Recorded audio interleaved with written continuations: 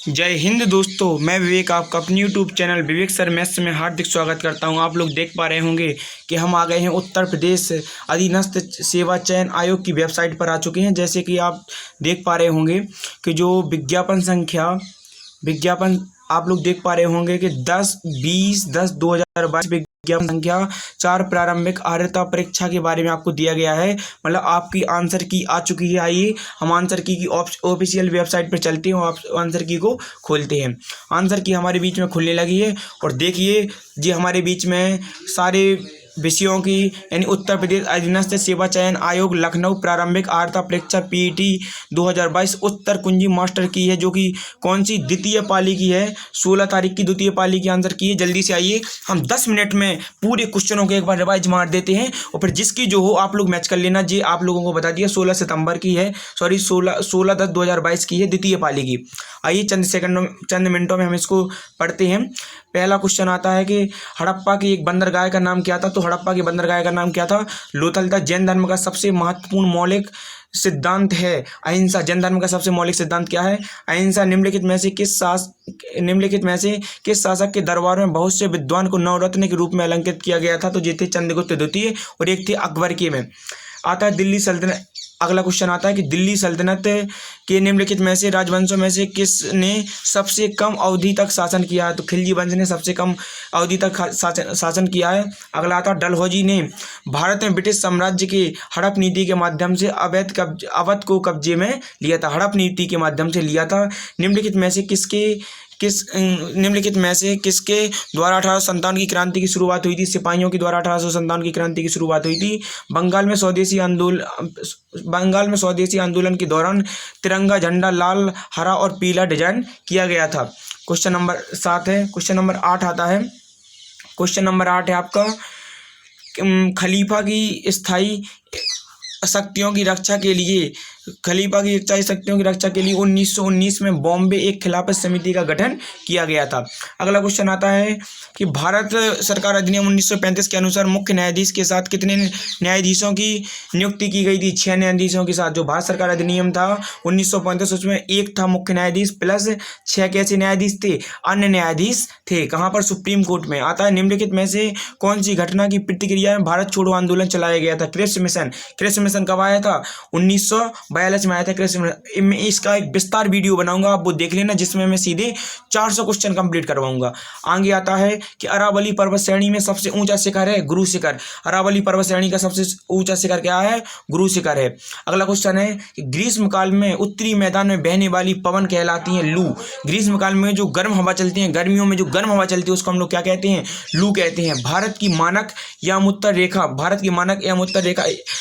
उत्तर रेखा क्या होती है? 82 डिग्री 30 मिनट पूर्वी देशांतर। 82 डिग्री 30 मिनट पूर्वी देशांतर। उत्तर प्रदेश के निम्नलिखित में से किस जिले में नैसेणम तीर्थ स्थान है? तो सीतापुर में। उत्तर प्रदेश में कहाँ पड़ता है? सीतापुर में पड़ता है।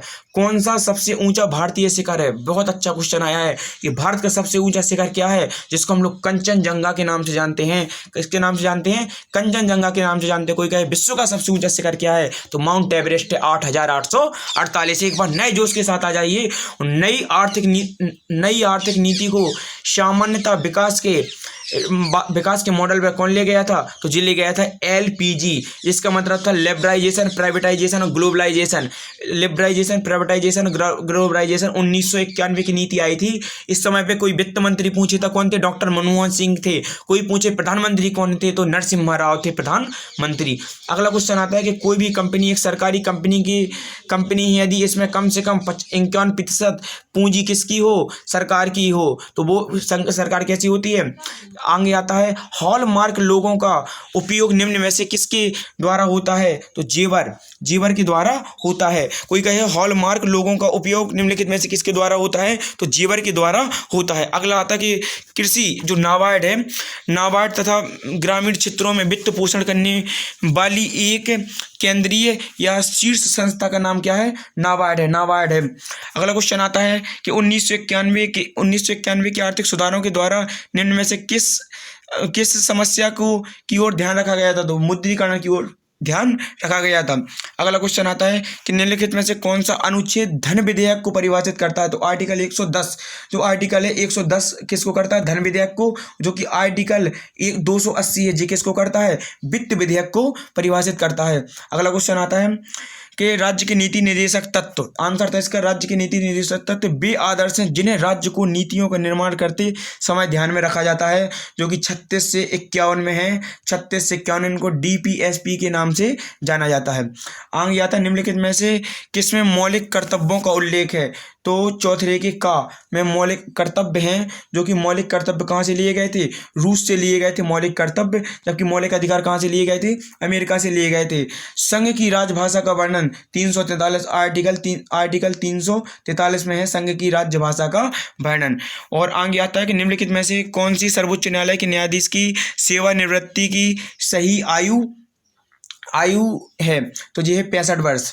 जो सेवानिवृत्ति सर्वोच्च न्यायालय के न्यायाधीश की है कितनी? 65 वर्ष। अतः निम्नलिखित में से कौन सा इंद्रधनुष के 7 रंगों में से एक नहीं है? तो सफेद। आप लोग तो जानते होंगे सफेद रंग है, लेकिन इसका आता है बैजनीहा पीला ना होता है, जिससे इसके 7 रंग बन जाते हैं। अगला क्वेश्चन आता है कि निम्नलिखित में से किस गैस को ग्रीन हाउस गैस के रूप में जाना जाता है? तो ऑर्गन गैस को ग्रीन हाउस गैस के रूप में नहीं जाना जाता है। ग्रीन हाउस गैस तो आप जानते हैं carbon dioxide, carbon monoxide and 2 nitrous oxide होती है। बासिंग सोडा किसका प्रचलित नाम है? बासिंग सोडा किसका प्रचलित नाम है? सोडियम कार्बोनेट का बासिंग सोडा प्रचलित नाम है। आगे आता ओजोन होल किससे संबंधित है? ओजोन होल समताप मंडल में ओजोन परत की मोटाई से संबंधित है, जिसको किससे नापा जाता है? डॉप्सन से जिसको नापा जाता है। कोई कहे इसकी किससे नापा जाता है? इकाई नापने की डॉप्सन। और 16 सितंबर को क्या मनाया जाता है? ओजोन दिवस मनाया जाता है। अगला क्वेश्चन आता है कि पौधे अपने पोषक तत्व मुख्यतः कहाँ से प्राप्त करते हैं? तो पोषक अपने पौधे तत्व कहाँ से? सॉइल से यानी मिट्टी से प्राप्त करते हैं। अगला क्वेश्चन आया था, इसमें कुछ नहीं करना था, इनका आपस में घटा के गुणा करके जोड़ देना था। इसका आंसर ये था। ग्राफ आइए मैं आपको जे आप यहीं पर देख लेना, जितने भी ये गणित के क्वेश्चन हैं। गणित के क्वेश्चन के अलावा ये हिंदी के देखते हैं कि संस्कृत शब्द अली और अली माने होता है भौरा, और अली माने क्या होता है? सखी। अली माने भौरा, अली माने सखी। नांगर का पर्यायवाची होता है नांगर का पर्यायवाची क्या होता है? चातुर। सन्यासी का विलोम होता है ग्रस्त। कोल्हू का बैल होना बुरी तरह काम में लगे रहना होता है कोल्हू का बैल। अगला जी आपका पैसेज था। तो इंग्लिश के क्वेश्चन देखिए, जो पहले का आंसर था ए था, जो मार्केट था ए का था एक्सीडेंटल, और 44 में का आंसर क्या था? अगली था। अगली का एलर्जी था। एलर्जी के बाद आगे आता है कि फाल्गुनी। अच्छा, ये रीजनिंग का क्वेश्चन था। रीजनिंग का आप लोग लगा लेना। ससुर की बहन। दिए गए विकल्पों में से असंगत छांटना था। तो देखिए, जब वो हमने आपको बताया था आप उसमें चेक कर लेना। प्रारंभिक सीटों में इसमें आपको कोण बताना था, तो 130 डिग्री था। ये रीजनिंग का अगला क्वेश्चन था। तो इसका तो आंसर आपको निष्कर्ष मिल गया है, केवल 3। और आइए आगे देखते हैं, तो ओनली 3 इसका आंसर था। और आगे और अगला क्वेश्चन था, तो इसका जो आंसर था ए आंसर इसका बनने वाला था। आता है कि निम्नलिखित में से कौन से देश I2 यानी I2 और U2 के क्या हैं? सदस्य देश में हैं।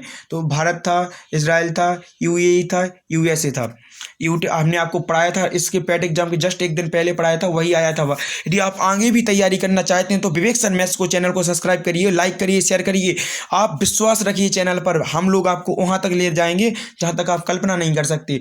भारतीय तकनीकी SME हेतु निवेश को आकर्षित करने के लिए नॉस्कॉम ऑस्ट्रेलिया सरकार की एजेंसी ने के साथ साझेदारी की है। नॉस्कॉम ने किससे साझेदारी की है? ऑस्ट्रेलिया से साझेदारी की है।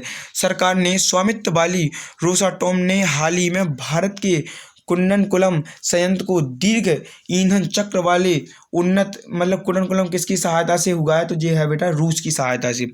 अगला क्वेश्चन आता है कि राष्ट्रीय खाद्य सुरक्षा अधिनियम NFS 1 ने राज्य रैंकिंग सूचकांक में सामान्य श्रेणी के राज्यों में उड़ीसा राज्य शीर्ष स्थान पर रहा है। कौन रहा है? उड़ीसा शीर्ष स्थान पर रहा है। आगे आता है कि डॉक्टर राजेंद्र प्रसाद स्मृति पुरस्कार निम्नलिखित में से किस क्षेत्र से संबंधित है? तो ये किससे संबंधित है?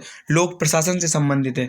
अगला आता है कि निम्नलिखित में से किस राज्य में भारत के प्रथम अमृत महोत्सव का उद्घाटन किया गया है? तो ये किया गया है कहाँ से? उत्तर प्रदेश से अमृत महोत्सव का उद्घाटन उद्घाटन किया गया है। निम्नलिखित में से किस राज्य में हाल ही में यूरेनियम खनन भंडार पाए गए हैं? तो जी कहाँ पाए गए हैं?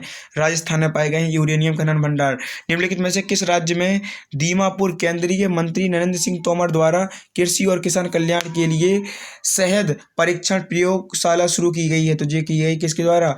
नागालैंड के द्वारा ये शुरू की गई है। अगला क्वेश्चन आता है कि निम्नलिखित में से किस कंपनी ने उद्योग प्रथम वैश्विक स्वास्थ्य देखभाल योजना शुरू की है? तो किसने की है ये योजना शुरू? किसने की है? बजाज एलियांज जनरल इंश्योरेंस ने शुरू की है। आगे आता है वेरिएबल ATM कार्ड्स और ऑफलाइन UPI किस कंपनी द्वारा लॉन्च किया गया है? तो ये किया गया है ऐसे मनी द्वारा लॉन्च किया गया है। आगे आता है निम्नलिखित में से कौन से भारत के दो पड़ोसी द्वीप देश हैं? तो ये सबसे द्वीप देश का मतलब है जो पानी के ऊपर उभरे हैं, श्रीलंका और मालदीव। अगला क्वेश्चन आता है निम्नलिखित में से कौन सी ओमान की राजधानी है? ओमान की राजधानी है मस्कट। निम्नलिखित में से ... एक केंद्र शासित प्रदेश की राजधानी नहीं है? तो आइजोल क्योंकि राजधानी मिजोरम की राजधानी है तो जो केंद्र शासित प्रदेश की राजधानी नहीं है। अगला क्वेश्चन आता है कि निम्नलिखित में से कौन लोकसभा के प्रथम अध्यक्ष स्पीकर रहे? तो ये थे गणेश मामलंकर थे। अगला क्वेश्चन आता है कि भारत में अंतर्राष्ट्रीय श्रमिक दिवस कब मनाया जाता है? तो अंतर्राष्ट्रीय श्रमिक दिवस 1 मई को मनाया जाता है क्योंकि इसको ILO की स्थापना हुई थी। निम्नलिखित में से किस शहर को राजस्थान का सफ़ेद शहर के नाम से जाना जाता है? उदयपुर को राजस्थान का सफ़ेद शहर के नाम से जाना जाता है और जयपुर को पिंक सिटी के नाम से जाना जाता है। संगाई महोत्सव, संगाई हिरण कहाँ के? मणिपुर में काबुल लामजाओ नेशनल पार्क में ये मनाया जाता है। संयुक्त राज्य अमेरिका का राष्ट्रीय खेल क्या है? बेसबॉल संयुक्त राज्य अमेरिका का राष्ट्रीय खेल है। अगला आता है निम्नलिखित में से किस व्यक्ति ने हिंद स्वराज पुस्तक लिखी है? महात्मा गांधी ने। सत्य के मेरे प्रयोग लिखी है महात्मा गांधी ने। आगे आता है कि हरित लेखांकन ग्रीन आउटिंग का अर्थ प्रदूषण एवं हानिकारक ध्वनि से संबंधित है। आपके जो पैराग्राफ हैं पैराग्राफ के आइए मैं आप जल्दी से आंसर, इसका आंसर ये था 71 में, 72 में का ये था, 73 में का ये था। बाकी आप क्वेश्चन से मैच करिएगा। और 74 का ये था, 75 का ये था। अगला पैराग्राफ देखते हैं। 75 के बाद आता है 76 का ए बन रहा था, 77 का ये, 78 का ये, और आगे आइए 79 और 80। 79-80 के बाद आते हैं आपके कुछ ग्राफ और तालिका का हम विशेष वो करेंगे। इसका आंसर 89 था। बाकी आप लोग मेरी वीडियो से मिला लीजिएगा। और चलिए धन्यवाद। और यदि आपको ये अच्छा लगे तो आप हमारे चैनल को लाइक सब्सक्राइब शेयर करिए, जिससे हम आपके लिए आगे इसी प्रकार वीडियो बनाते रहेंगे। प्लीज़ आपसे हाथ जोड़ के विनम्र निवेदन है कि आप थोड़ी सा मुझे सपोर्ट करिए। और जो हमारा विवेक सर मैथ्स का चैनल है इसको लाइक सब्सक्राइब शेयर करिए, वीडियो को देखिए, अपने दोस्तों को में सब्सक्राइब करिए, जिसके मुझे मोटिवेशन की वजह से मैं आपका वो करूँगा। चलिए धन्यवाद और मिलते हैं आपसे एक अगले वीडियो में। चलिए बहुत बहुत धन्यवाद। आप लोग मेरा अच्छा सपोर्ट कर रहे हैं, इसके लिए बहुत बहुत धन्यवाद।